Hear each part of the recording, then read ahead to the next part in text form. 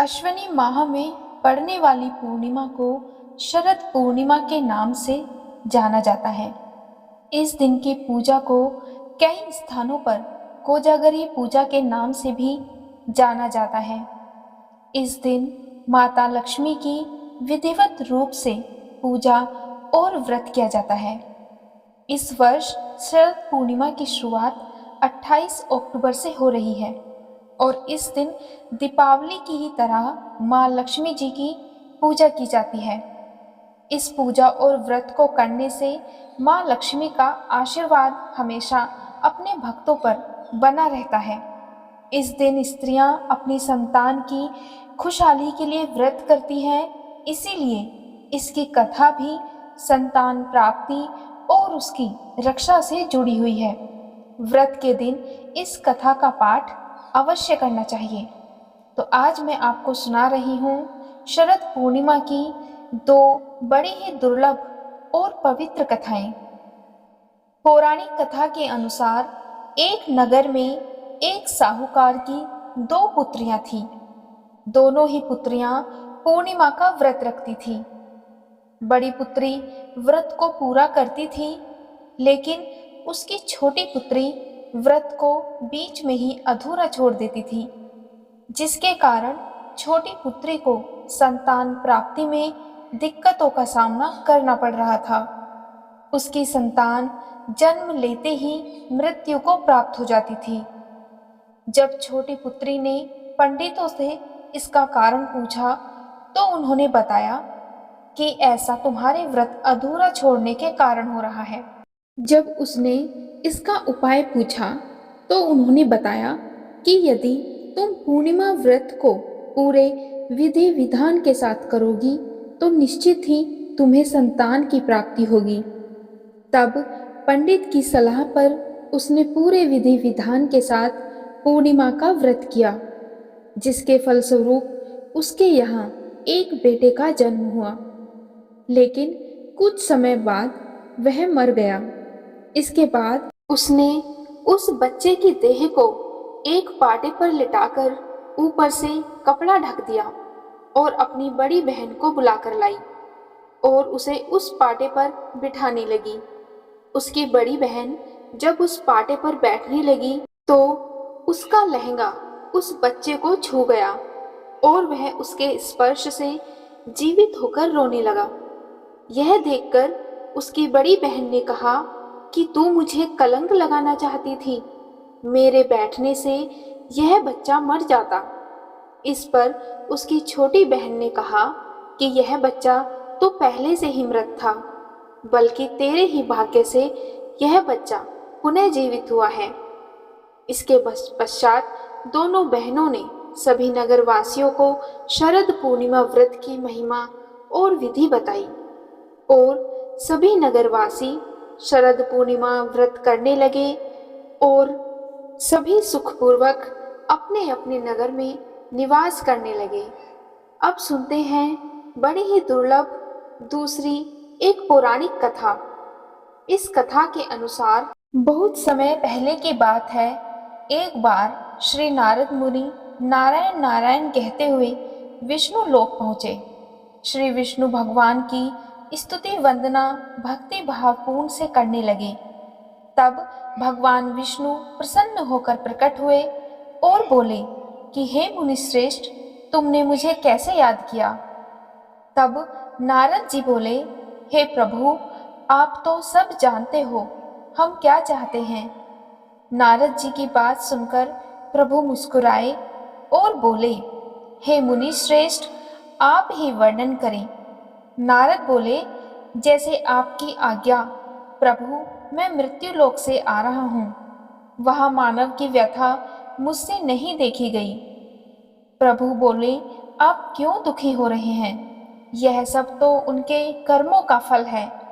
हे नारद मुनि, सुनो, मैं तुमको शरद पूर्णिमा के व्रत को बताता हूँ, जिसको विधि पूर्वक करने से सभी प्रकार के कष्ट दूर हो जाते हैं। सो तुम ध्यान लगाकर सुनो। मथुरा नगरी में सुभद्रा नाम की एक ब्राह्मणी रहती थी। वह ब्राह्मणी शरद पूर्णिमा का व्रत रखती थी। भगवान जी उससे बहुत प्रसन्न हुए एवं उसको वरदान देते हुए भगवान ने कहा कि इसकी विधि और विधान सभी को बताइए। तब वह एक साहूकार को इस व्रत की विधि बताती है। साहूकार ध्यान से सुनने लगता है। तब सुभद्रा बोली कि मैं शरद पूर्णिमा का व्रत करती हूँ, यह उसी का फल है। साहूकार ने पूछा कि इसकी विधि क्या है। तब सुभद्रा बोली कि एक लकड़ी के पाटे पर एक लोटा पवित्र जल भरकर रखें, एक रोली से स्वास्तिक चिन्ह लोटे पर बनाएं। इसके बाद पीतल के गिलास में गेहूं के दाने भरकर रख दें। गिलास पर दक्षिणा रखें। इसके बाद स्वयं तिलक लगाएं और 2.5 पाव शक्कर 2.5 पाव खोवा दोनों को मिलाकर 6 पेड़े बनाएं। इसके पश्चात पूजन करके एक पेड़ा प्रभु को चढ़ाएं और दूसरा पेड़ा स्वयं या फिर अपने पति को ग्रहण कराएं। तीसरा पेड़ा अपने मान दान को दें, जैसे भांजे, भानज, ननद, बहन आदि। चौथा पेड़ा अपनी सहेली से बदलें। यदि आपकी सहेली ना बदले तो मंदिर में चढ़ाएं। जो सहेली 6 महाव्रत रखे उसे ही पेड़ा दें। 5वां पेड़ा घर के सदस्य को बांटें और 6ठा पेड़ा के 6 भाग बनाइए। उनमें से एक भाग को तुलसी को चढ़ाएं, दूसरे भाग को गौ माता को खिलाएं, तीसरे भाग को अहीर को दें, चौथे भाग को गर्भवती स्त्री को दें, 5वें भाग को राहगीर चलते बालक को दें और 6ठे भाग को कुंवारी कन्या को खिलाएं। इस प्रकार 6 पेड़ों को वितरित करें। अब लोटे में रखे जल को चंद्रोदय के समय चंद्रमा को चढ़ाएं। घर जाकर साहूकार ने अपनी पत्नी को व्रत रखने के लिए कहा। जब उसकी पत्नी ने व्रत की विधि पूछी तो साहूकार ने व्रत की विधि उसको समझा दी। तब साहूकारनी ने व्रत रखना आरंभ किया, जिसका फल यह हुआ कि उसके घर पर 2 कन्याओं ने जन्म लिया। बड़ी कन्या का नाम सावित्री और छोटी कन्या का नाम चंद्रमुखी। दोनों कन्याएं पूजन कार्यों में बहुत रुचि रखती थीं एवं प्रतिदिन पूजन किया करती थीं। यह देखकर कुछ समय बाद दोनों कन्याओं का विवाह एक संपन्न घराने में करा दिया गया। दोनों बहनें शरद पूर्णिमा का व्रत रखती थीं। सावित्री विधि विधान से व्रत रखती थी, इसीलिए उसे सुंदर संतान की प्राप्ति हुई। इसके विपरीत चंद्रमुखी अधूरा व्रत करती थी, जिसके कारण यह फल हुआ कि उसके पुत्र कुछ दिन जीवित रहकर स्वर्ग सिधार जाते थे। इस कारण चंद्रमुखी बहुत दुखी रहती थी। आखिर एक दिन चंद्रमुखी एक ज्योतिषी से इसका कारण पूछती है। तब ज्योतिषी कहते हैं कि तुम अधूरा व्रत रखती हो, इस कारण तुम्हारी संतान स्वर्ग को प्राप्त करती है। अतः तुम अपनी बड़ी बहन सावित्री से विधि विधान पूछकर व्रत रखो, क्योंकि सावित्री विधि विधान के अनुसार पूजा करती है एवं बड़ी श्रद्धा के साथ वो अपना व्रत संपन्न करती है। प्रत्येक वर्ष की तरह शरद पूर्णिमा फिर से आई। चंद्रमुखी फिर अधूरा व्रत करती, उसका पुत्र फिर मृत्यु को प्राप्त हुआ। तब चंद्रमुखी ने अपने मृत पुत्र को पटरे पर लिटा दिया, जिस पर वह पूजा करती थी। संयोग से प्रभु इच्छा से उसकी बड़ी बहन सावित्री उसी दिन घर पर आई।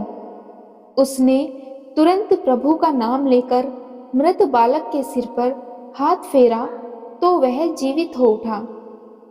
अब तो चंद्रमुखी खुशी से नाच उठी।